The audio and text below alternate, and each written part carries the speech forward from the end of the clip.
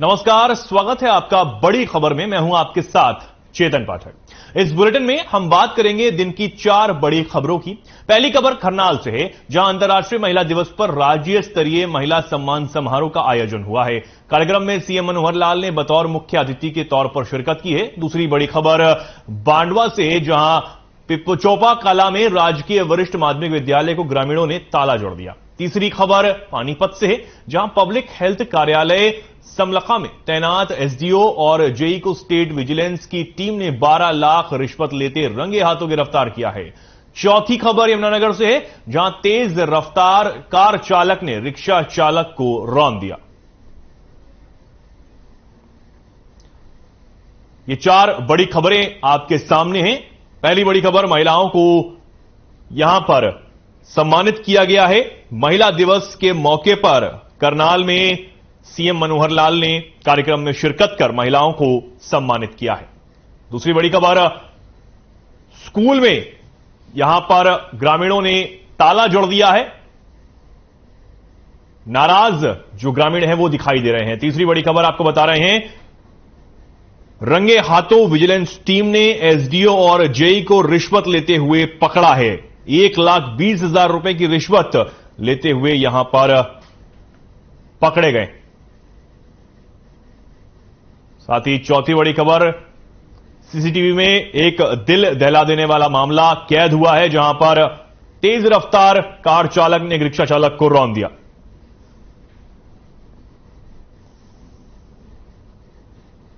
बात करेंगे पहली बड़ी खबर की। खबर करनाल से है, जहां अंतर्राष्ट्रीय महिला दिवस पर राज्य स्तरीय महिला सम्मान समारोह का आयोजन हुआ। कार्यक्रम में सीएम मनोहर लाल ने बतौर मुख्य अतिथि के तौर पर शिरकत की। इस दौरान उन्होंने सफलता का सफरनामा नामक पुस्तक का विमोचन भी किया और कार्यक्रम को संबोधित करते हुए उन्होंने कर्ण नगरी करनाल में सभी का स्वागत किया और कहा कि हर साल 8 मार्च को महिला दिवस मनाया जाता है। साथ ही कहा कि महिलाओं को हमने 50% आरक्षण दिया। हरियाणा में महिलाएं हर कार्य में अव्वल हैं। हर व्यक्ति की सफलता के पीछे महिला का हाथ होता है। साथ ही कहा कि मेरी सफलता के पीछे मेरी मां का हाथ है। पिताजी ने पढ़ाने से मना किया, लेकिन मां ने मुझे पढ़ाया। विकास में महिलाओं की बहुत बड़ी भागीदारी है। हरियाणा में 50% महिलाओं को चुनाव लड़ने का अधिकार है।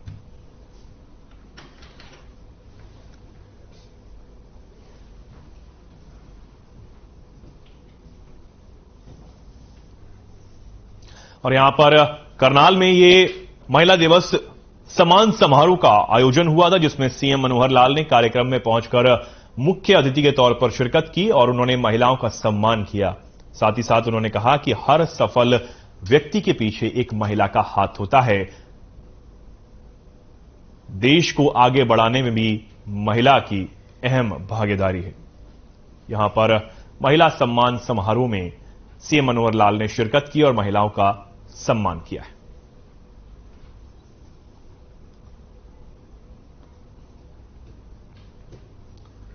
ये करनाल से खबर आपको दिखा रहे हैं, जहां पर महिला दिवस के मौके पर सम्मान समारोह का आयोजन किया गया था, जिसमें प्रदेश के मुख्यमंत्री मनोहर लाल ने शिरकत की और महिलाओं को सम्मानित किया। उन्होंने बताया कि किस तरीके से देश की प्रगति में, देश को आगे ले जाने में महिलाओं की अहम भागीदारी है, अहम भूमिका यहां पर है।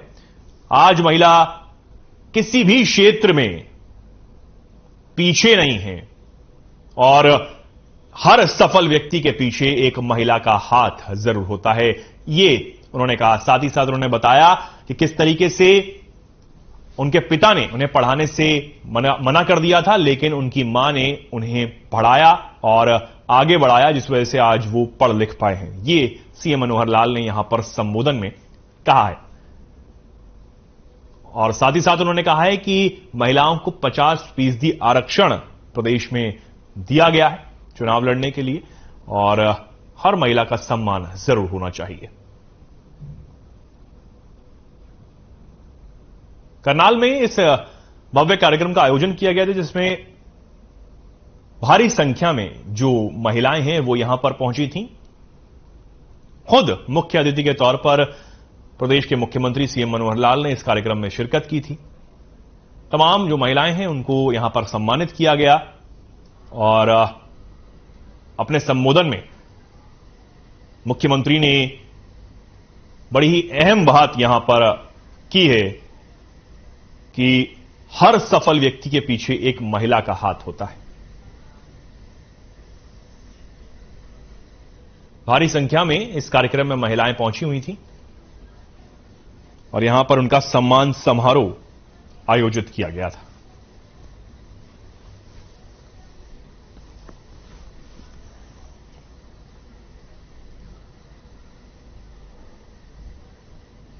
करनाल की एक खबर आपको दिखा रहे हैं, जहां पर महिला दिवस पर सम्मान समारोह का आयोजन किया गया था। सीएम मनोहर लाल ने खुद यहां पहुंचकर कार्यक्रम में शिरकत की थी। तमाम जो महिलाएं हैं उनको सम्मानित उनके द्वारा किया गया और अपने संबोधन में एक अहम बात सीएम मनोहर लाल ने यहां पर की। कितनी ही बातें आगे कर गए हैं। हरियाणा में हमने जहां तक महिलाओं का प्रतिनिधित्व है, अभी पंचायतों में, हमारी स्थानीय निकाय अर्बन लोकल बॉडीज में 50% का प्रतिनिधित्व पक्का कर दिया कि महिलाएं 50% जरूर चुनाव लड़ेंगी और जब लड़ेंगी तो जीत करके महिलाएं आएंगी। वो एक आए दूसरी आए, महिला की जगह महिला नहीं आना है। ये किसी भी प्रदेश में नहीं है कि 50% को सुनिश्चित कर दिया कि महिलाएं आएंगी आएंगी। तो एक बहुत बड़ा हमने इस प्रकार का ये बदल किया है। मैं आज इस अवसर पर महिलाओं के प्रति और उनका ये जो सशक्तिकरण का कार्यक्रम है, इसके प्रति महिलाओं के प्रति अपनी कृतज्ञता व्यक्त करता हूं। अच्छा, कहा जाता है कि हर सफल व्यक्ति के पीछे किसी महिला का हाथ जरूर होता है। और मैं आपको अपनी व्यक्तिगत जीवन की बात बता रहा हूं मेरी माताओं बहनों को, कि जब मैंने 10वीं पास की, पिताजी ने आगे पढ़ाने से मना कर दिया। 10वीं पास बालक की होता, 15-16 वर्ष की आयु होती है, और मैं थोड़ा छोटा बच्चा होता तो रोता है, और जब 15-16 वर्ष का हो जाता तो रोता नहीं है, रूस जाता है। तो हम भी रूस गए, खाना नहीं खाया। मां ने पूछा कि बेटा क्या बात है? मैंने कहा मां मुझे आगे पढ़ना है, पिताजी ने मना कर दिया है। कहने लगे बेटा तुम्हारे पिताजी पैसे वैसे देने से डरते हैं, पैसे नहीं होंगे इसलिए नहीं दिए होंगे, या उनका मन होगा कि तुम काम करो, जाओ मैं तुम्हें पैसे देती हूं। उस जमाने में 300 रुपए मुझे दिया और मैं पढ़ाई करने के लिए कॉलेज में एडमिशन लेके आया। तो मेरी आज की सफलता के पीछे मैं कहता हूं मेरी मां का हाथ है। मां ने मुझे वो पैसे न दिए होते तो शायद मैं आपके सामने इस प्रकार से, इस भूमिका में शायद ना खड़ा हो पाता। तो सफलता का कारण मां है।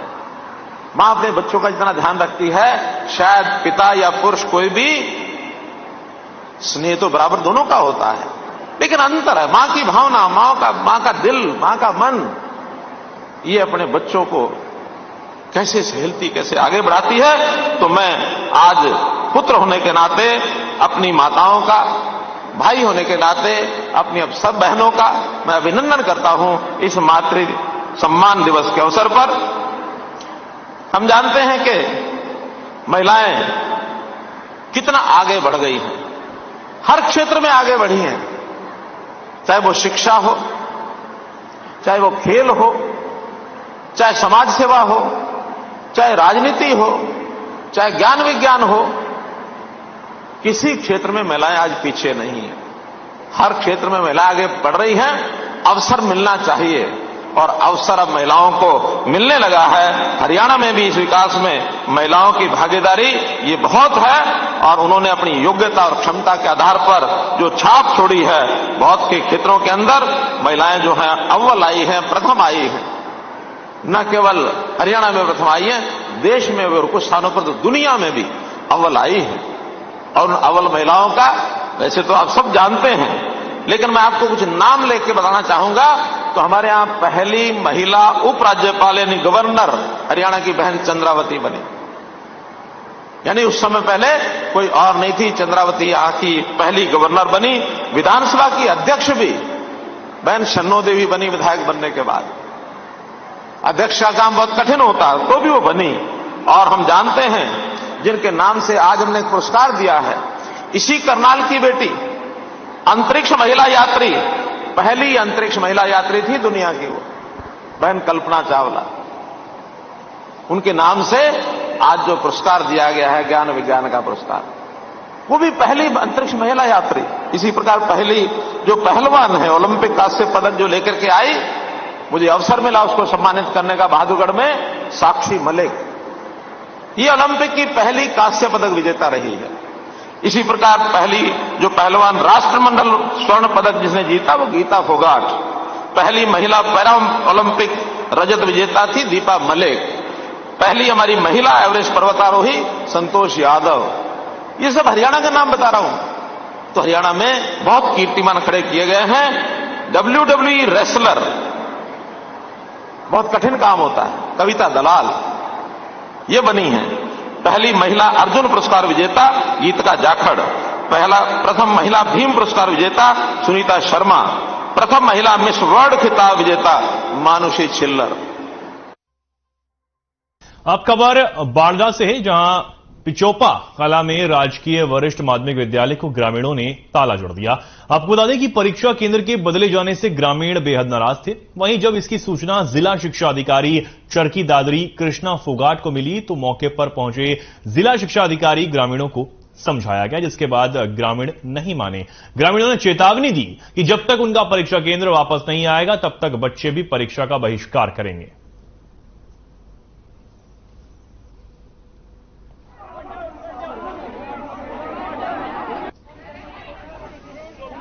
हमारे स्कूल का सेंटर तोड़ने के कारण हम यहाँ पर इकट्ठे हुए हैं, क्योंकि कोई भी कारण न होने के कारण हमारे स्कूल का सेंटर तोड़ा गया है और यहाँ पर कैमरे लगे हुए हैं। असुविधाजनक कोई भी यहाँ पर कार्य नहीं हुआ जिसके कारण हमारे स्कूल का सेंटर तोड़ा गया। यहाँ नकल चलती होगी ज्यादा? नहीं, यहाँ पर कोई नकल नहीं चलती है, किसी प्रकार की कोई असुविधाजनक कोई भी कार्य नहीं होता यहाँ पर।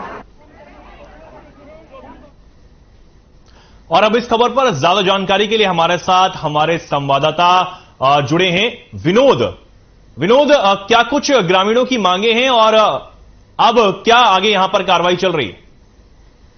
जी चेतन, मैं बताना चाहूंगा कि यहाँ ग्रामीणों ने अब फिलहाल में धरना बंद कर दिया है और स्कूल का ताला भी वो खोल दिया है।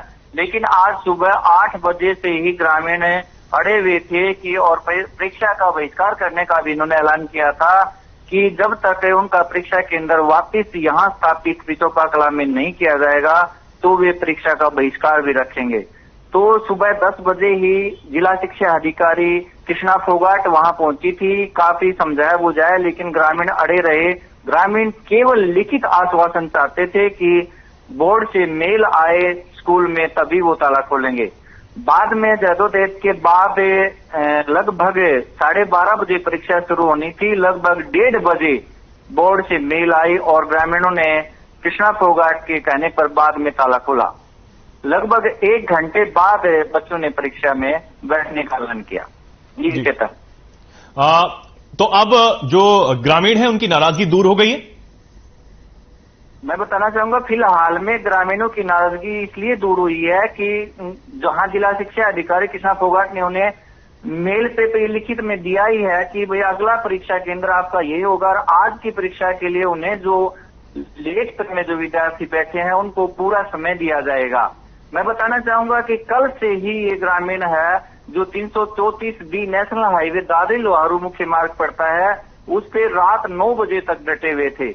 वहां भी डिप्टी डीओ विकास धनखड़ इन्हें पहुंचे थे समझाने बुझाने के लिए, लेकिन 9 बजे इन्होंने रोड को तो खोल दिया था, लेकिन ये सुबह लिखित में आश्वासन चाहते थे। जो सुबह तक इन्हें लिखित आश्वासन नहीं मिला तो इनका धैर्य जवाब दे गया और उन्होंने सुबह 8 बजे स्कूल में ताला जड़ दिया, जिसकी वजह से बच्चों को बाहर बैठना पड़ा, स्टाफ बाहर कर दिया और ग्रामीण नारेबाजी करते रहे। जी चेतन। जी विनोद, बच्चों का भी इसमें कुछ नुकसान हुआ ही होगा, क्योंकि जिस तरीके से ग्रामीण अपनी मांगों को लेकर यहां पर अड़े हुए थे तो बच्चों का भी कुछ नुकसान परीक्षा को लेकर भी यहां पर देखने को मिला। हाँ, जो परीक्षा चेतन बताना चाहूंगा कि लगभग 1.5 घंटे बच्चे परीक्षा में लेट बैठे हैं, लेकिन ये आश्वस्त जिला शिक्षा अधिकारी ने बोर्ड के चेयरमैन से बात करके ग्रामीणों को आश्वस्त और बच्चों को आश्वस्त किया था कि आपको पूरा टाइम 3 घंटे दिया जाएगा। मैं बताना चाहूंगा कि जब हमारी डिप्टी डीओ सभी से बात हुई तो जो परीक्षा केंद्र शिफ्ट करने का वाजिब कारण इनके पास नहीं था। इसी कारण से कहीं न कहीं प्रशासन और शिक्षा बोर्ड दबाव में आया और ग्रामीणों की बात मानने के लिए राजी हुआ।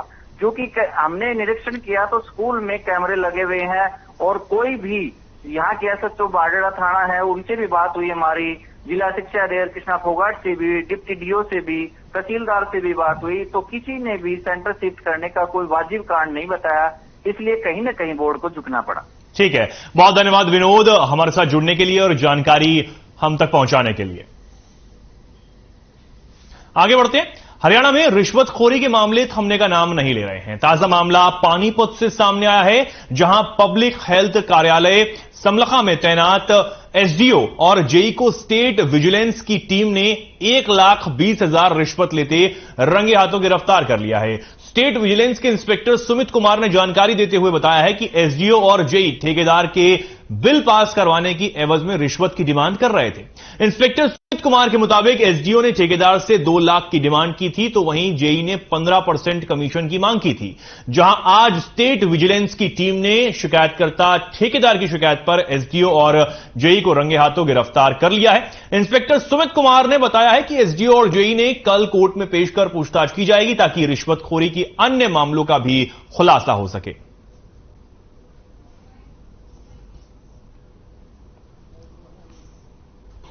ये हमारे पास आज एक कंप्लेनेंट आए थे जो टेंडर लेते हैं अपना, जो गांव के अंदर पाइपलाइंस वगैरह हैं, पानी की सीवरेज वगैरह जो उनके टेंडर लेते हैं। तो हमारे पास कंप्लेनेंट आए, उनके कोई बिल वगैरह पेंडिंग थे। उन्होंने 80-85 लाख के करीब कोई टेंडर ले रखे थे। अपना जो हेल्थ डिपार्टमेंट है समलखा के अंदर, वहां पे SDO और जेई बैठते हैं। तो इनके बिल क्लियर करने के एवज में वो इनसे पैसे की डिमांड कर रहे थे, जिसपे हमने इनकी कंप्लेंट लेके आज इंडिपेंडेंट विटनेस को साथ लेके हमने ट्रैप लगाया और इनको रंगे हाथों गिरफ्तार किया रिश्वत की राशि के साथ। कितनी राशि के साथ गिरफ्तार किया सर, और कब से? इन दोनों को हमने इनके ऑफिस से ही, समलखा के अंदर इनका ऑफिस है, वहीं से हमने इनको अरेस्ट किया है।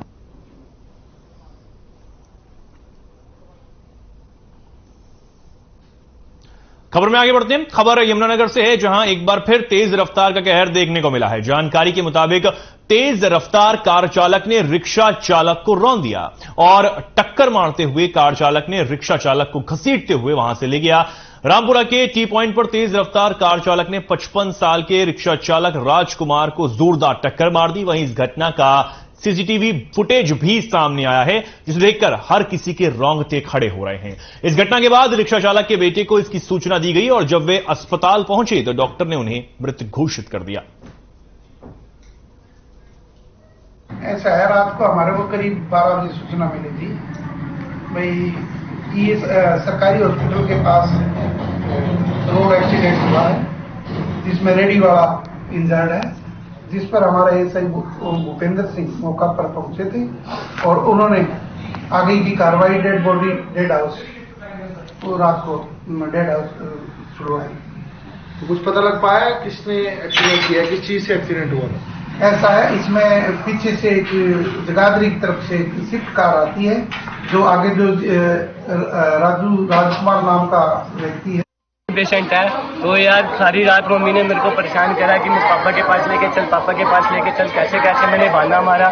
फिर मेरे को सुबह रात को पुलिस से जो मेरे को जिसने मेरे को रात को पुलिस ने पूछा था मेरे से, उन्होंने मेरे को बोला तो सुबह आके ना police station, Rampur police station में आके रिपोर्ट लिखवा देना। मैंने आके रिपोर्ट लिखवाई, उन्होंने वो आए मेरे साथ आए, उन्होंने कैमरे चेक करे, बट उन्होंने बोला बेटा इसमें कैमरे में कार एक्सीडेंट होता वो दिख रहा है, लेकिन बट इसमें वो नंबर प्लेट नहीं दिख रही है।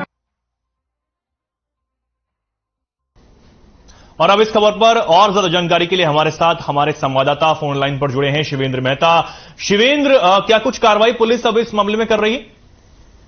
बिल्कुल, मामले का जैसे पता चलता है उसके तुरंत बाद पुलिस हरकत में आती है। हालांकि उसमें शुरू में जरूर लापरवाही की कोशिश की जाती है। पुलिस ने जो मृतक है उसके बेटे को कहा आप सीसीटीवी खंगालिए और अगर कोई ऐसी बात पता लगती है कि गाड़ी ने एक्सीडेंट किया है उसका नंबर नोट कीजिए और हमें बताइए, हम उसको गिरफ्तार करेंगे।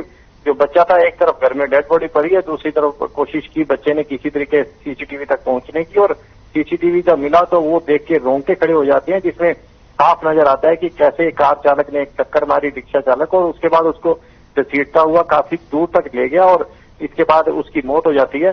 पुलिस ने फिलहाल आरोपी को गिरफ्तार कर लिया है, उसको अदालत में पेश किया जाएगा और उसके बाद पूछताछ की जाएगी कि उसने घटना को अंजाम किस हालात में दिया, क्या उस समय शराब पी रखी थी, क्या कोई और कारण थे। ये सारी चीजें जांच का विषय है और जांच में ये सारी चीजें सामने आ सकती हैं।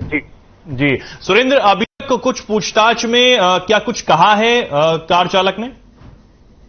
बिल्कुल, अभी गिरफ्तारी हुई है, अभी की बात है, तो कोई बहुत ज्यादा खुलासे वाली बात नहीं है। सिर्फ अभी पुलिस ने पुष्टि की है उसकी गिरफ्तारी की। अभी क्या किस हालात में हुआ, क्या कारण थे, ये सारी चीजें सामने आनी है। उसी के लिए उसको रिमांड पर भी लिया जाना है। जी, कार भी जब्त कर ली गई है पुलिस के द्वारा?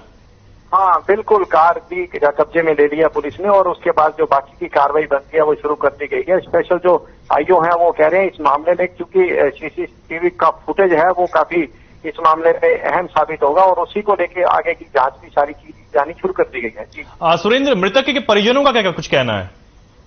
बिल्कुल, मृतक के परिजन जो है वो काफी गुस्से में है। शुरू में जो पुलिस का रवैया था वो अच्छा नहीं था और उसके बाद जो कार चालक का रवैया था, घटनास्थल का रवैया था वो बहुत अच्छा नहीं था, जिसकी वजह से काफी दिक्कतों का सामना करना पड़ा और उसके बाद उसी जो फिलहाल हालात हैं वो आरोपी जो कि कब्जे में आ गया है, आरोपी और कार भी कब्जे में आ गई है, उसके बाद फिलहाल संतुष्ट है, लेकिन वो सख्त से सख्त कार्रवाई की मांग कर रहे हैं आरोपी के खिलाफ, ताकि कोई और इस तरह के हादसे का शिकार ना हो।